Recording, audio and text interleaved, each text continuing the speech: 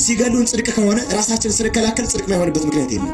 ራሱን መጠበቅ ወንጀል አይደለም። ፍትሐ ነገሥት አንቀጽ 45 ላይ አገርን የሚያጠፉ ቤተክርስቲያን የሚወሩ ይመጡ ተንስ ወተቃተል ተነስና መልሳቸው ይላል። ወንጀል ማይሆኑ ታሪኮችን ልንገራችሁ፣ ኃጢአት ማይሆኑ ጎልማሳ በሚስቱ ባለርስ በርስቱ ኦርቶዶክሳዊ ሰው በሃይማኖቱ አምላክ በአምላክነቱ ራሱን ቢጠብቅ ቢከላከል ወንጀል አይደለም። ምንም ይሁን ምን በደለኛ ምናምን ሊሆን ይችላል። ስለ ሃይማኖቱ መከራ ከተቀበለ ሰማዕት ነው። ምን ጠቅሳቸው ጥቅሶችን ፊትህን ቢመታ መልሰህ ስጠው የሚባለው ይሄ ቃል ለወንድሜ ለክርስቲያን የሚያገለግል ቃል ነው። በዚያውም ላይ ፊት መምታት የለም፣ አሁን አንገት መቁረጥ ነው። አንገት ለሚቆርጥ ደግሞ ምንድን ነው? በዚህ ደረጃ ነው ያለችው ሀገራችን። ወደንም ጠላንም መረርንም አሁን ገለጥ አድርገን ማውራት ይጠይቀናል።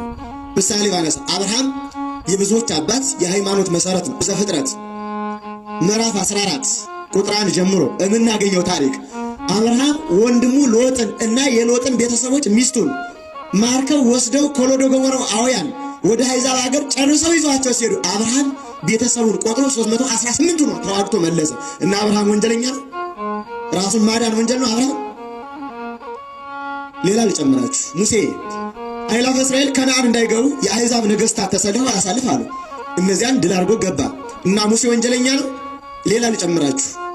ፊናስ የተባለ ሰው ዘምሪና ከስቢ የተባሉ ከስቢ እና ዘምሪ በቤተ መቅደስ መካከል ሲያመነዝሩ ፊናስ የተባለ ሰው ከቤተ እግዚአብሔር የገባ ዘገር ወይም ጦር ነበረ። ሁለቱንም እዚያው አስጣበቀና አስቀራቸው። እግዚአብሔር ምን አለው? ፊናስ ወልደ አልዓዛር ወልደ አሮን ካህን አስል መስካለ ልቤ አልዓዛር ልጅ አሮን ልጅ ፊናስ ልቤን ደስ አሰኘው አለና ምን አለው እግዚአብሔር? 300 ዓመት መዋዕለ ክህነት የክህነት ዘመን ሰጥቻለሁ አለ። ለምን ነው እግዚአብሔር እንደሚያደርገው?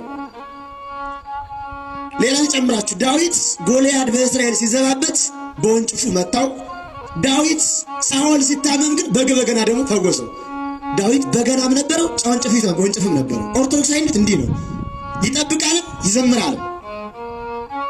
ኦርቶዶክስ ቀዳሽም ተኳሽም አራሽም ነው የነበረው፣ ጅላጅል አልነበረም።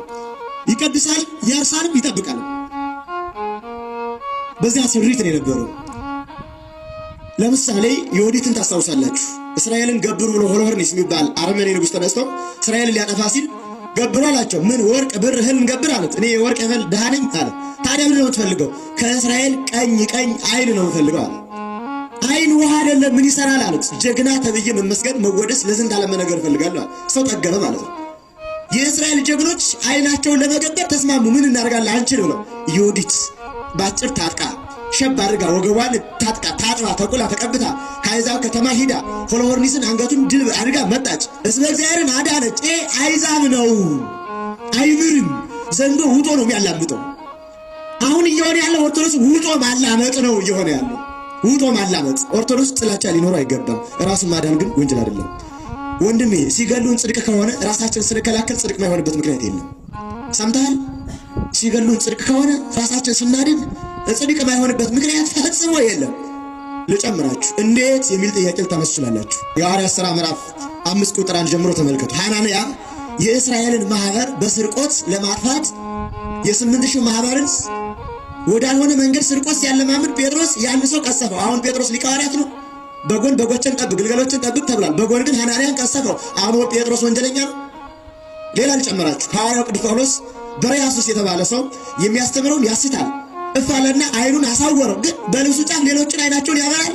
በርያሱስ ግን አይኑን አሳወረው። በጎን ብርሃነ ዓለም እንላለን፣ በጎን ግን አሳውሯል። ታዲያ ጳውሎስ ስህተተኛ ነው? ሌላ ልጨምራችሁ በደም እንዲያግባባል። በኢዮር በራማ በኤረር መላእክትን ፈጥሮ አንድ ሰዓት እግዚአብሔር ተሰወራቸው። ከፈለግነ ራዕይ ዮሐንስ ምዕራፍ 12 ቁጥር 1 ጀምሮ እንመልከት። ሚካኤልና ሰራዊቱ ያን ዲያብሎስን ተዋጉት የሚለውን ተመልከቱ። እኔ ፈጠርኋችሁ አለ። ሰይፍ በሰይፋችን ክንፍ ከክንፋችን በምን በልጦ ነው አሉት መላእክት። በዚህ ጊዜ ሚካኤል፣ ገብርኤል፣ ሱራፌል፣ ኪሩቤል፣ አርባብ ኃይላት መላእክት፣ መናብር፣ ስልጣናት፣ መኳንንት እነዚህ ሁሉ ኃይላት መላእክት ዲያብሎስን ሊገጥሙት ሄዱ። ተዋጉት፣ ድል አደረጋቸው። ተዋጉት፣ ድል አደረጋቸው። ሶስተኛው ለእግዚአብሔር አመለከቱ። ፈቃድህ ባይሆን ነው ወይ አሉት። ፈቃዴስ ፈቃዴ ነው፣ ግን መስቀል ያዙ ብዬ ነው አላቸው። መስቀል ያዙና ሂደው ግን ድል አደረጉት። መላእክት ኢዮር ራማ ኤረርን ያተረፉት ወዳጅ ተከላክለው ራሳቸው። በመላእክትም ታሪክ አለ፣ በሰው ልጆችም ታሪክ አለ። ስለዚህ ኦርቶዶክስ ንቁ ሆኖ በማንም በቀር ሳይኖረው ራሱን ግን ማስከበር መብቱ ነው። እግዚአብሔር መብቱ ነው፣ ሕገ መንግሥት መብቱ ነው። ራሱን ማዳን